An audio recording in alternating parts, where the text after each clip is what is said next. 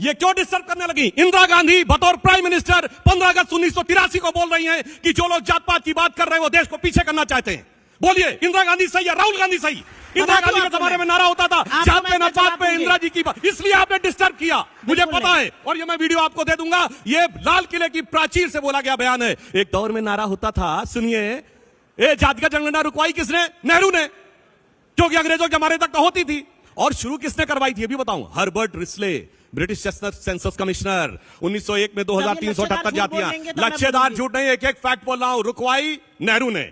नेहरू का 61 का लेटर है सारे चीफ मिनिस्टर्स को कि वो रिजर्वेशन के खिलाफ है, पर्टिकुलर नौकरी में, क्योंकि इनकॉम्पिटेंसी बढ़ाती है। अब आइए, इंदिरा जी के जमाने में नारा है जात पे न पात पे, इंदिरा जी की बात पे मोहर लगेगी हाथ पे। अब आइए, 6 दिसंबर 90 को Rajiv Gandhi ji floor of the house पे कहते हैं कि वो रिजर्व मंडल का विरोध करते हुए कहते हैं कांग्रेस पार्टी जात पात में विश्वास नहीं करती है। और अब ये जानते क्यों आए? आपको बात बताऊं, वक्त के साथ बदलता आपने किसी का चेहरा इतना नहीं देखा होगा।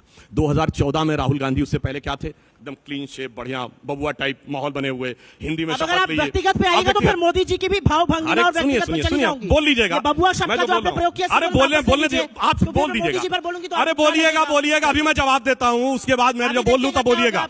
और उसके बाद हिंदी में शपथ ली और ईश्वर के नाम की शपथ ली। 2019 आया, लगता है इससे काम नहीं चलेगा, तो क्या किया? अब टीका लगा के कुर्ते के ऊपर जनेऊ वाले हिंदू बन गए और अपनी जाति नहीं गोत्र भी बताने लगे। कहां? राजस्थान में पुष्कर के मंदिर से निकलते हुए 2019 के चुनाव से पहले।